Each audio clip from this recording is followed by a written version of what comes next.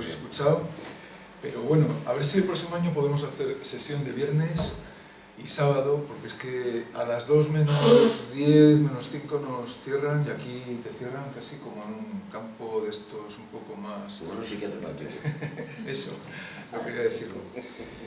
Bueno, voy a comenzar a comentar pues esta conferencia o esta ponencia que se titula Nuestro derecho a la enfermedad existencial, por una parte, y luego la posibilidad de combatirla, posibilidad moral de combatirla.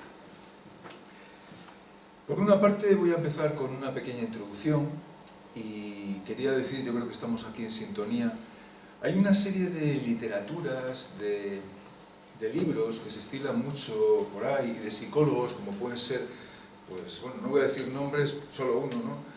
Pues títulos de libros como Sin miedo, de un tal Rafael Santandreu, que luego además es súper vendido, y además yo creo que tiene ciertas cosas que tienen cierta bueno, conexión con la realidad. O de un tal Enrique Rojas, que nos habla desde la psiquiatría con una frase que, bueno, es que te llama la atención, ¿no? La felicidad está en tu cabeza, no depende de la realidad. Y esto es por donde quería yo enfocar ahora el tema, ¿no? La enfermedad existencial no es la enfermedad ni psiquiátrica, que yo esto no lo voy a tratar, ni la enfermedad de tipo más conductual, sino que quería dar un barrido a lo largo de, pues de la historia, un poco de la civilización, sobre todo en Occidente, de lo que está ocurriendo, ¿no? ¿Cómo no volverse loco? Esa sería la pregunta para dar cabida a lo que sigue, ¿no? ¿Cómo no volverse loco en este mundo cuando estar bien es lo raro? Esa sería una primera forma de demostrar desde dónde voy a hablar. Creo que hay, y ahora es cuando voy a comentar, un derecho a la enfermedad.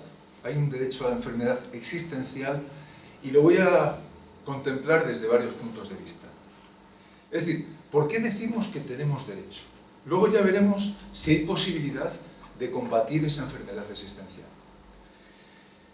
Hay un primer apartado, podríamos decir, orgánico, funcional, ambiental, en el cual, bueno, pues yo estuve, cuando acabé la carrera de psicología, me fui a Montell, a un psiquiátrico, un hospital psiquiátrico, y estuve allí de ayudante de enfermería, y me llamó mucho la atención el estar con los pacientes que están ahí ingresados, ¿no?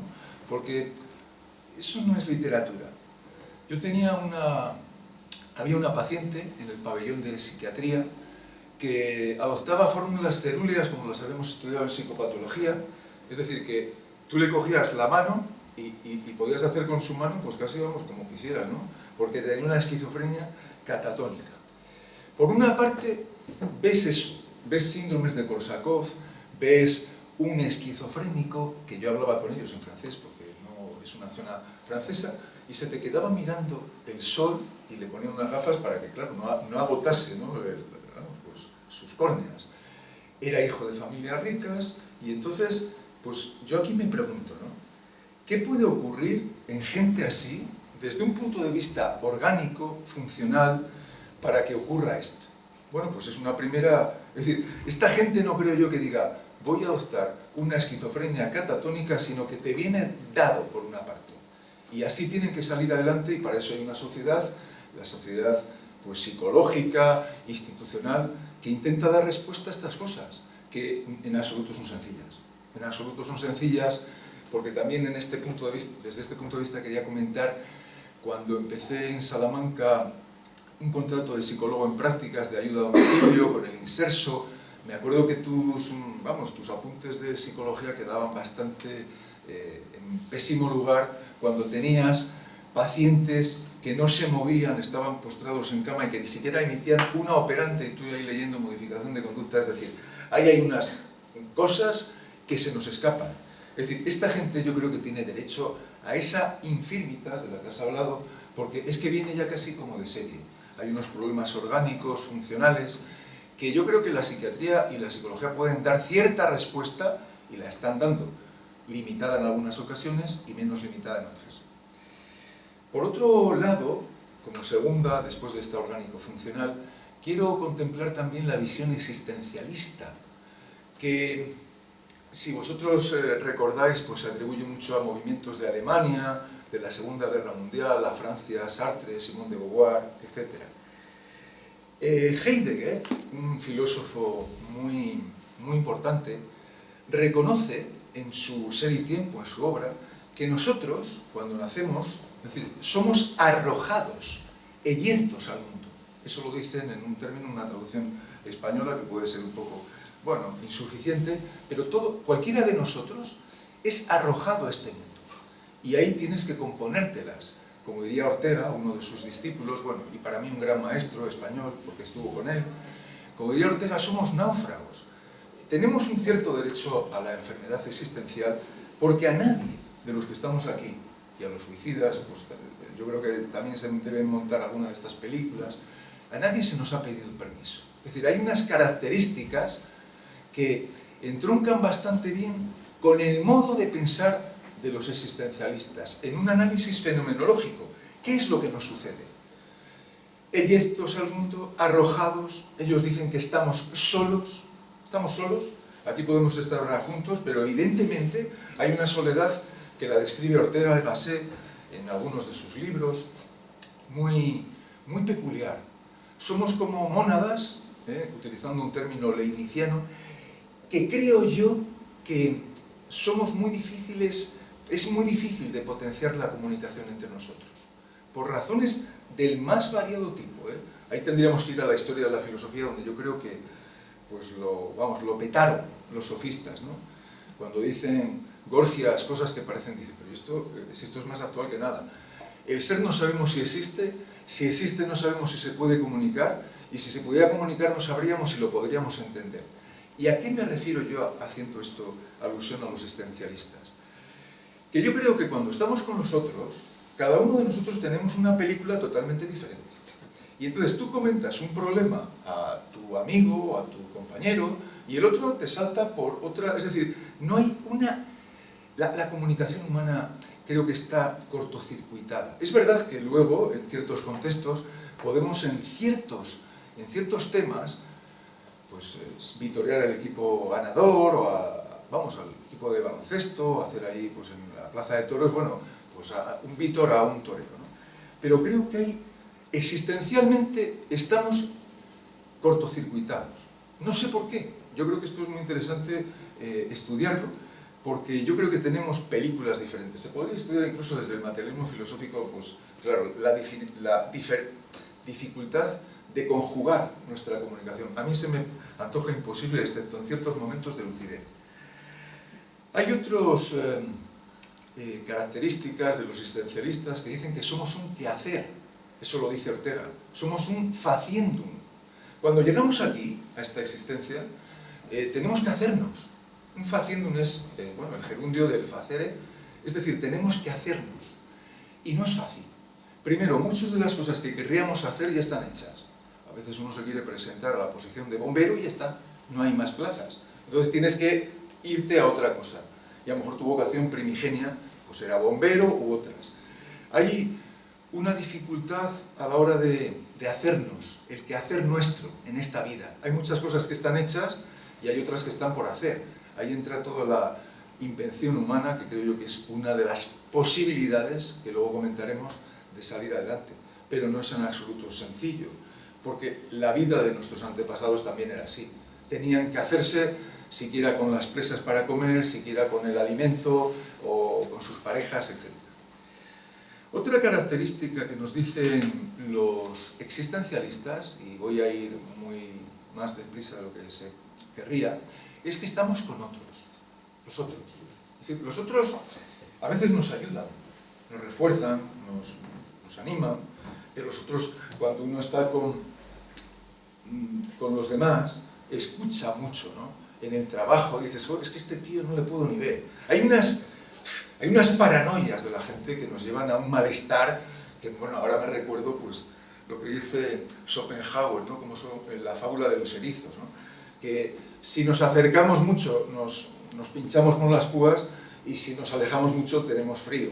Entonces, es esa mínima distancia que hay que tener con nosotros en un mundo tan plural, discontinuo, donde no sabes por dónde puede salir. Cuando tú haces una broma, el otro la malinterpreta y a veces haces una cosa seria y el otro se la toma a chufla. Entonces, es muy interesante este análisis del existencialismo tanto alemán como francés. Me recuerda ahora, por ejemplo, también Calderón de la Barca, cuando ve a ese pez nadando en el río, ¿no? Dice, y teniendo yo más vida, tengo menos libertad. Eso lo dejo ahí, ¿no?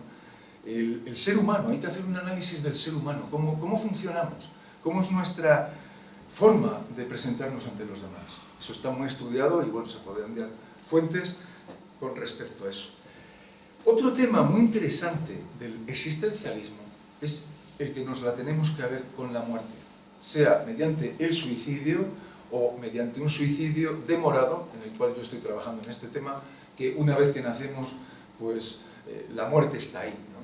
Es el gran muro que acaba todas esas aspiraciones, todos estos proyectos, y existencialmente nos produce cierta angst, es decir, estrechez, angustia. Y cada uno lo da, pues, la respuesta que puede. Unos se olvidan, para ellos la muerte no existe, otros están todo el día meditando en la muerte, ¿no? Otros, bueno, pues son felices, pues vamos, pues diciendo que qué bello es vivir, ¿no? Pero si hurgamos un poco en cómo es nuestra estructura existencial, veremos que la muerte está ahí.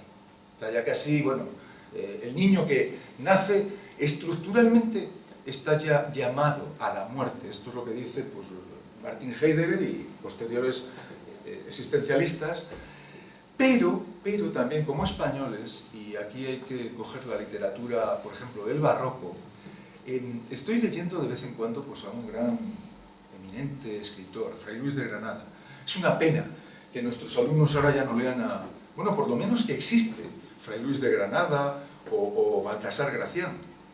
Te coges a Luis de Granada y dices, pero este es ya no es que sea un preexistencialista, sino que es existencialista, bueno, como la copa de un pino.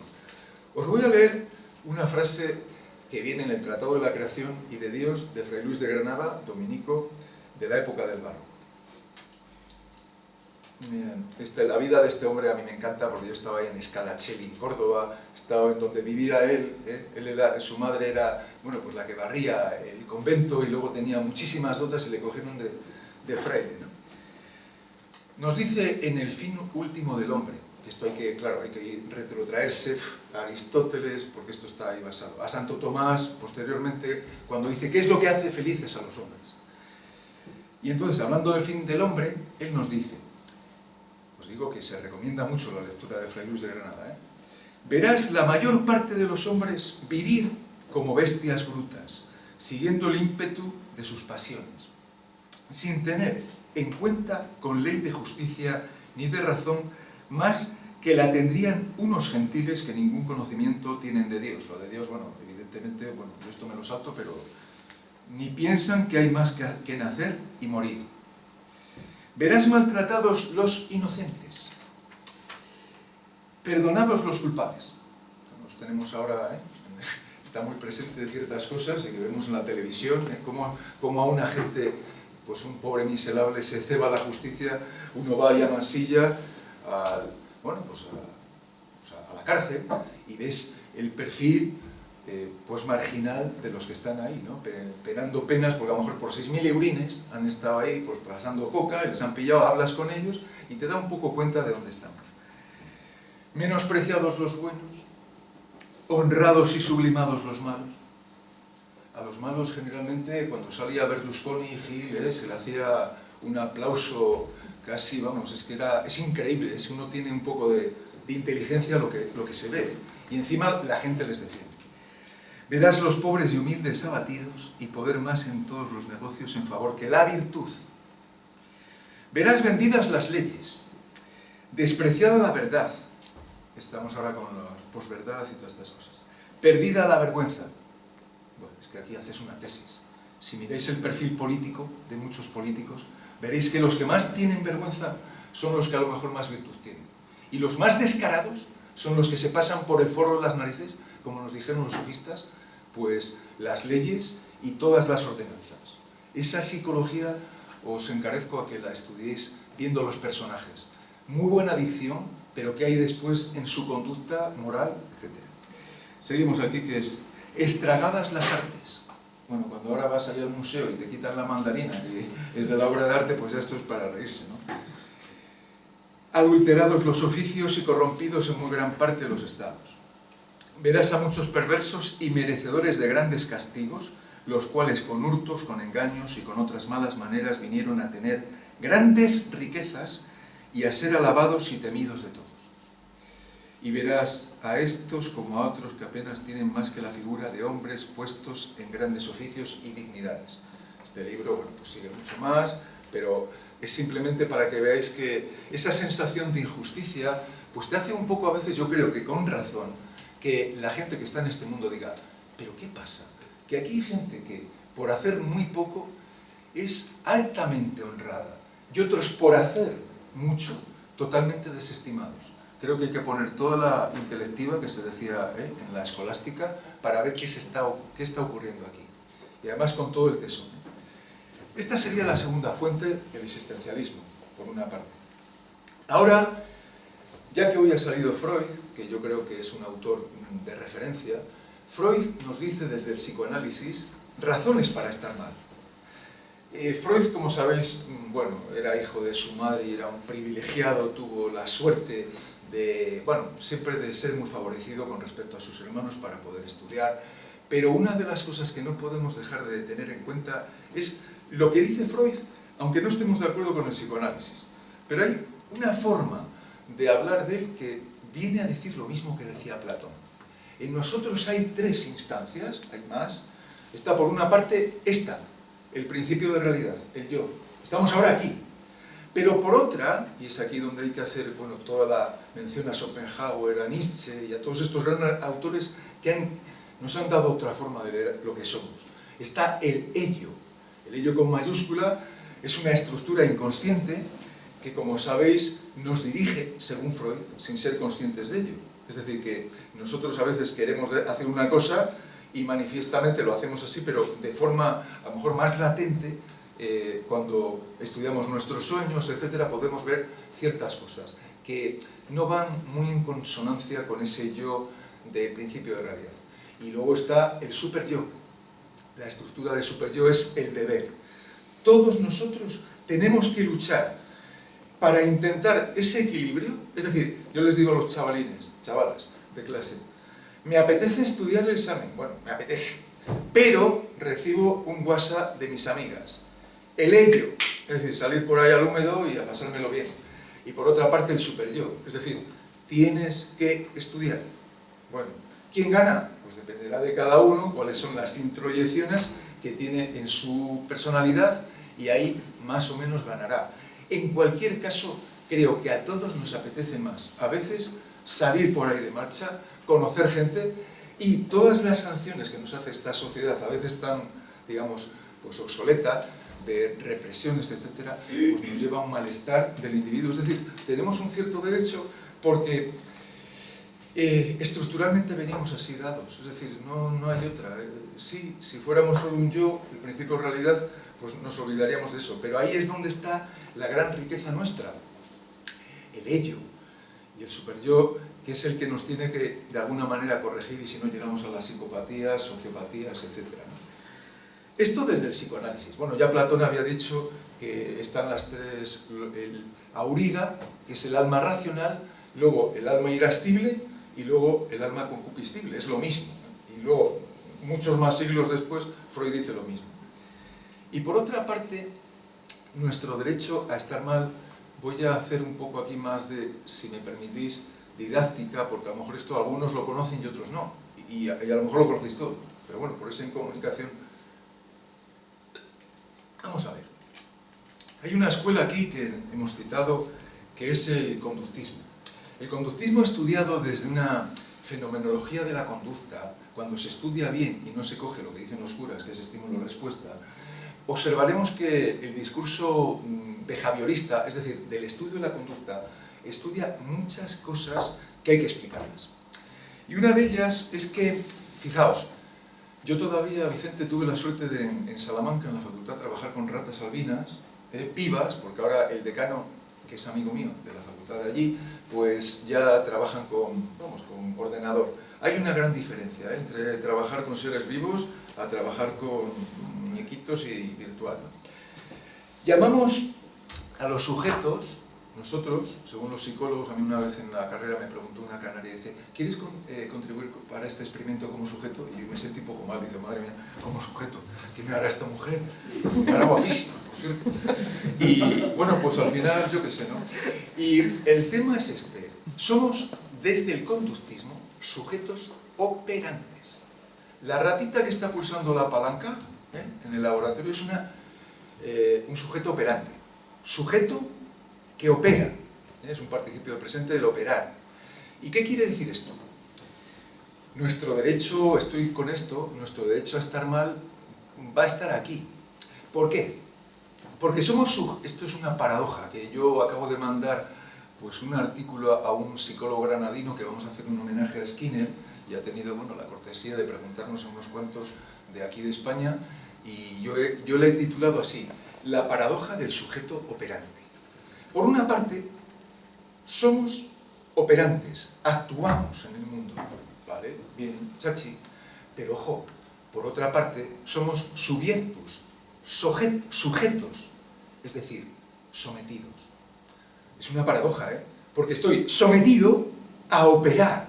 Si quiero seguir vivo como Charlton Heston en Ben-Hur, tengo que hacer así, remar, sabéis que es una película, es decir, estoy sometido a operar porque si no, no me libro del latigazo.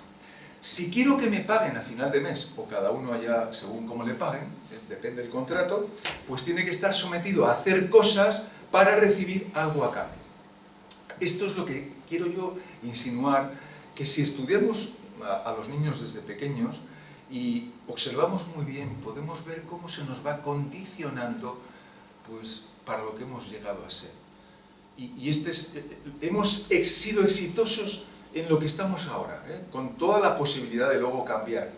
Yo creo que si estoy de profesor de filosofía en el Padre Isla es porque no me ha quedado mucha más, es decir, me han conducido por ahí las contingencias de refuerzo. Otra cosa, hablar de meritocracias, etcétera, me parece gratuito, ¿no? Y por una parte no olvidar que estamos sometidos a operar. Es decir, tú puedes coger a un niño tonto desde pequeñín, tu tío, y te puede empezar a dar clases de tenis.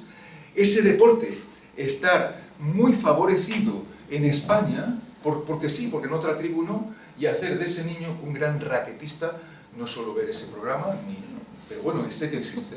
Y entonces, ese en el fondo es un sometido a tener que actuar para conseguir refuerzo.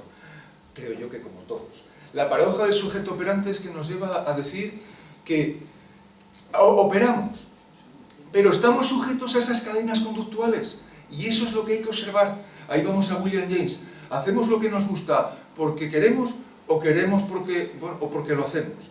Hay unos bucles conductuales que son muy difíciles de coger si no hacemos un análisis funcional de la conducta, a lo cual, bueno, pues ya luego hablaré algo, porque no se puede pasar, no se puede solo enseñar integrales, ya que mi amigo Carlos Madrid es un eminente profesor de matemáticas, no se puede solo enseñar derivadas, integrales, hay que estudiar una psicología. Desde mi punto de vista, la palabra psicología habría que fulminarla y llamar una tecnología o una ciencia de la conducta, para hablar en plata. En este sentido, el conductismo nos dice que todos nosotros estamos programados. Si leemos Ciencia y Conducta Humana, de Skinner, y de los posteriores análisis, todos los trabajos, todas las relaciones están sometidas a programas que los que habéis estudiado la disciplina saben bien. Programa de razón fija, pues vendo tantas enciclopedias y por vender 5 me dan un refuerzo, lo que sea, monetario. Un programa de razón variable sería cuando la chica a la que me gusta le doy un poco, le tiro los tejos, me hace caso y luego al día siguiente pues no, entonces te vuelve ahí un poco májara, y esos programas de razón variable son muy buenos. Luego están intervalo fijo, intervalo variable, tándem y totalmente se puede estudiar la persona desde la institución en la que está. Es decir, es verdad que Freud, con toda esa literatura de Sherlock Holmes, fue brillante a la hora de decir, bueno, pues es esa literatura romántica de apelar a lo inconsciente, pero lo podemos estudiar muy bien conscientemente. Es decir, ¿por qué yo hago lo que hago? Hombre, pues hay que analizar lo siguiente. Estudiamos las instituciones en las que estamos. Cada uno de vosotros, algunos de aquí, me puede constar que han tenido trabajos buenísimos, en los cuales tenían éxito, y desgraciadamente surgieron ciertas cosas en las circunstancias y han tenido que saber rehacerse, y ahora están sometidos a otros programas. El problema, y esto es para que se os quede un poco así claro en este barrido a vuela pluma, es que hay contradicción, conflicto entre nuestros programas. No simplemente como una rata que la metemos en el laboratorio y siempre la tienes ahí programada. Tú quieres que haga 7000 pulsaciones a la palanca y se puede hacer sin obtener refuerzo. Es decir, puede estar una ratita igual que uno ahí en el bingo, a ver si le toca la lotería, y estar así, emitiendo operantes, por eso es un sujeto operante. 7000, cojamos las máquinas tragaperras en las cuales se basa todos los programas de razón variable, etc. Entonces la cuestión es que hay que estudiar la institución en la que estamos. Y a veces hay conflictos. Os voy a poner uno. Muy fácil. Nos sale un trabajo muy bueno, pero también, que a veces por la ley de Murphy nos pasa, nos sale al siguiente día pues otro también muy bueno, pero son incompatibles. Y ahí el sujeto entra en un conflicto porque dice, ¿qué me quedo? ¿Aquí en León o me voy a Berlín, a Bonn, que es una maravilla?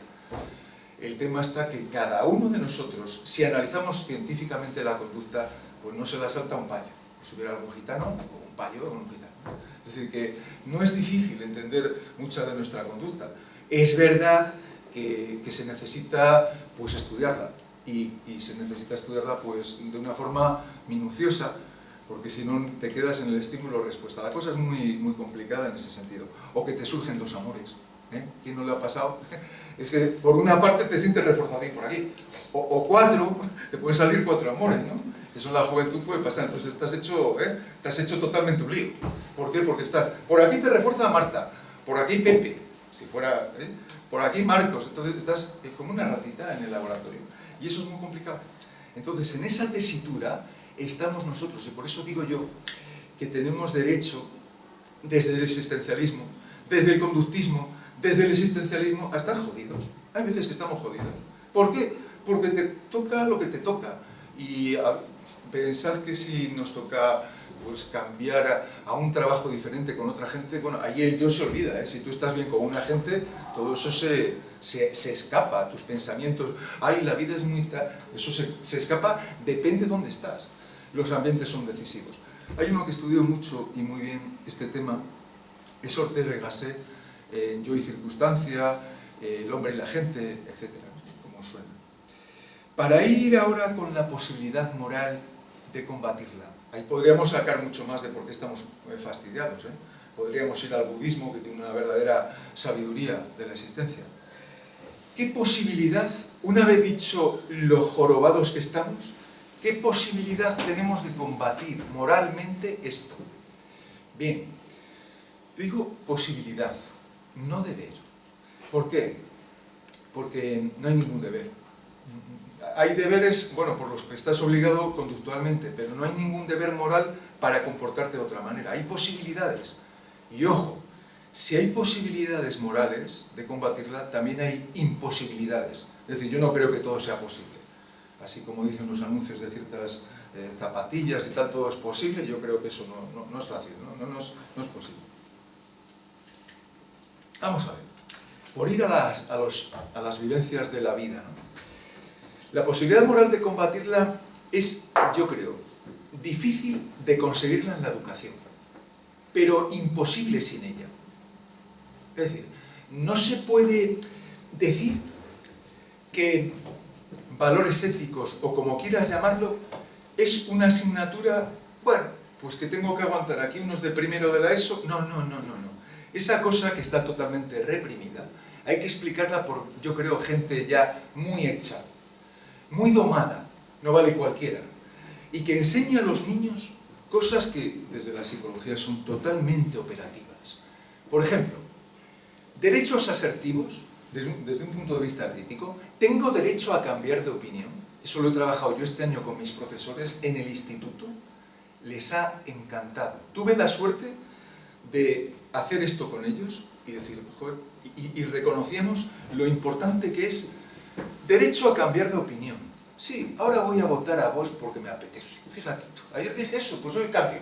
Y mañana a lo mejor Izquierda Unida, si es que existe, que ojalá exista, ¿no? Entonces, hay una cantidad de tabúes mentales, de zonas erróneas, como diría pues, algún psicólogo, que yo creo que ese es el mejor libro, porque los otros eran totalmente etéreos, pues enseñar a los chicos seriamente dónde estamos.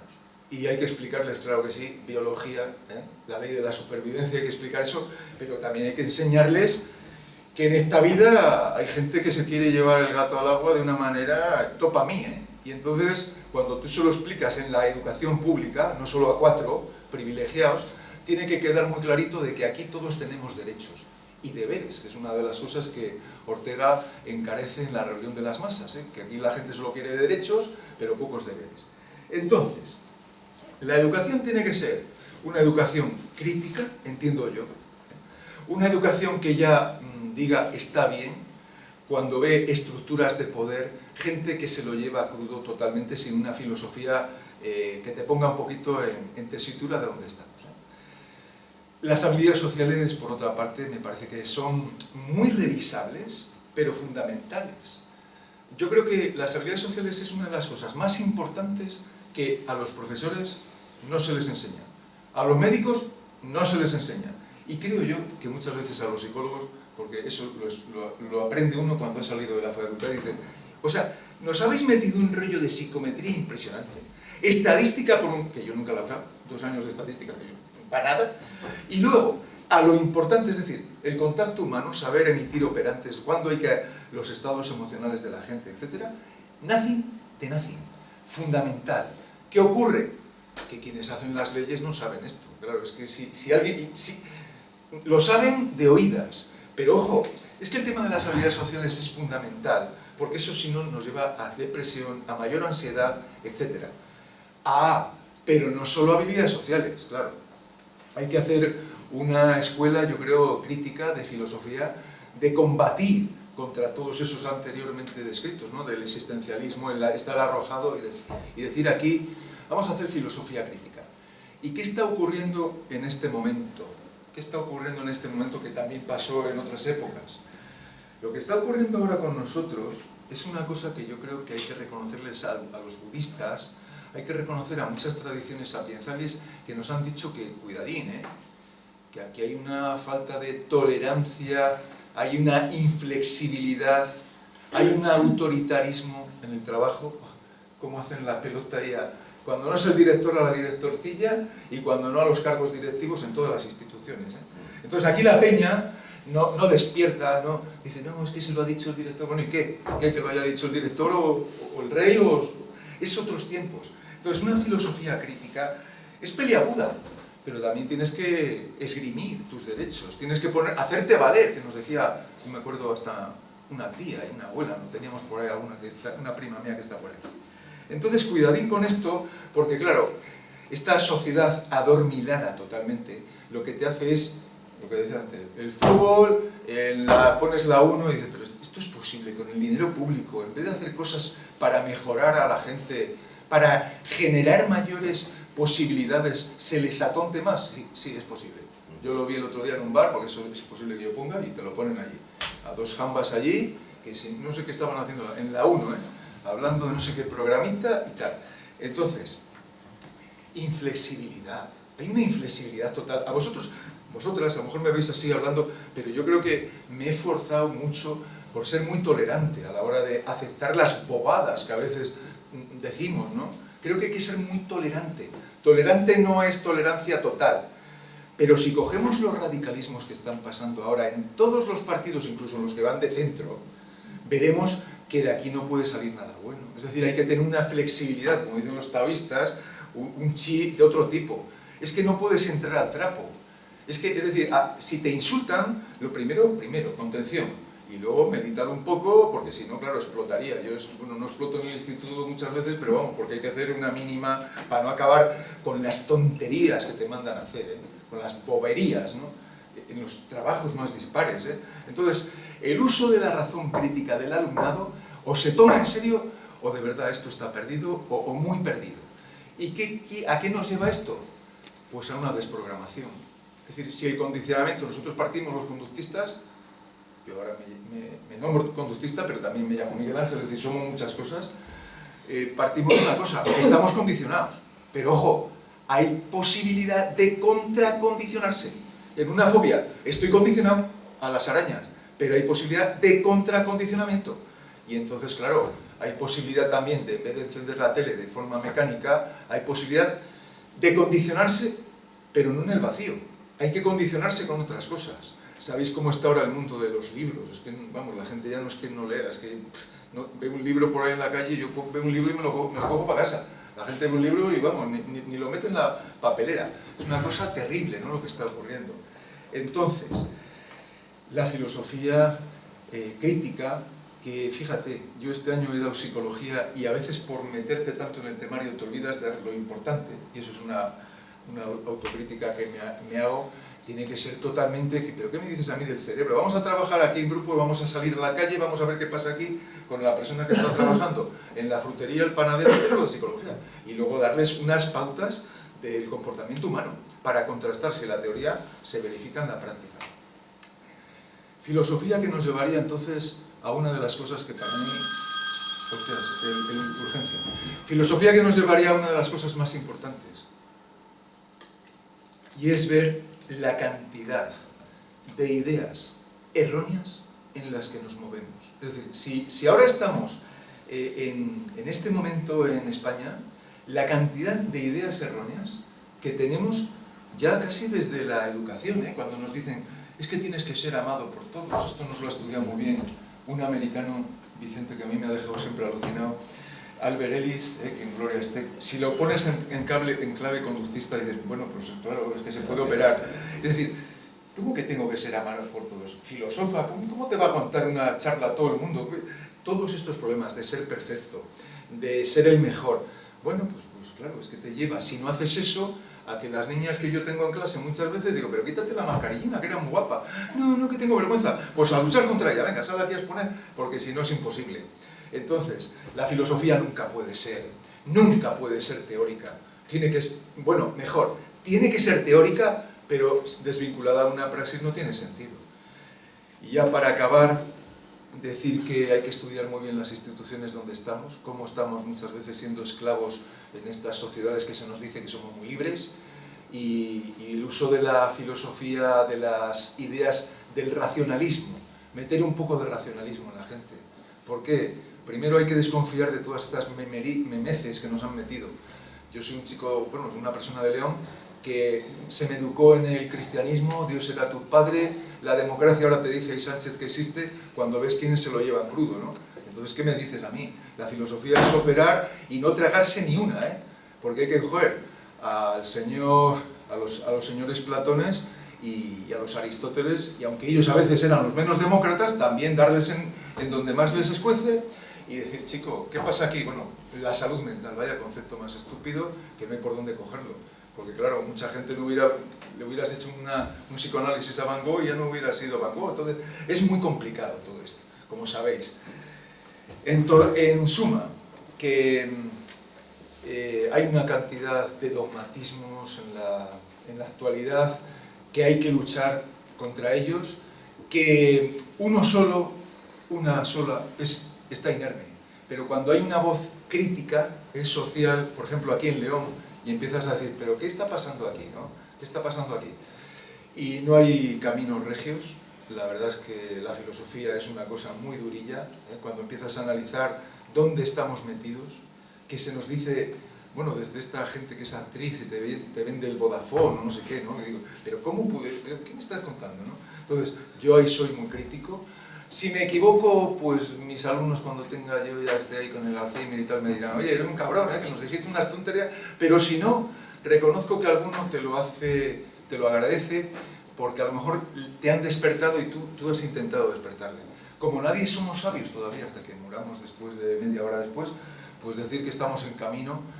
Esto es una dialéctica terrible, la vida, nunca hay paz, solo la tenía de vez en cuando Teresa de Jesús y Juan de la Cruz, pero vamos, muy poco en el reclinatorio, y es una lucha, como nos decía Job, y que hay que seguir dando caña, es muy difícil, evidentemente, pero de aquí cualquiera de nosotros tenemos que hacernos valer, porque si no, un día robamos 100 eurines y no nos llevan a Abu Dhabi o a algún sitio por ahí. Entonces esto es muy grave y pues nada, hasta aquí, pues muchas gracias por escucharnos y un placer.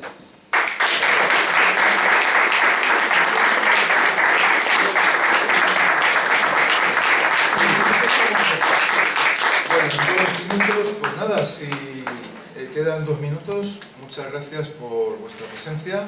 Ya parece que nos van abriendo las cortinas. Y eso quiere decir, eso es un discriminativo, claro. Pues hasta la próxima.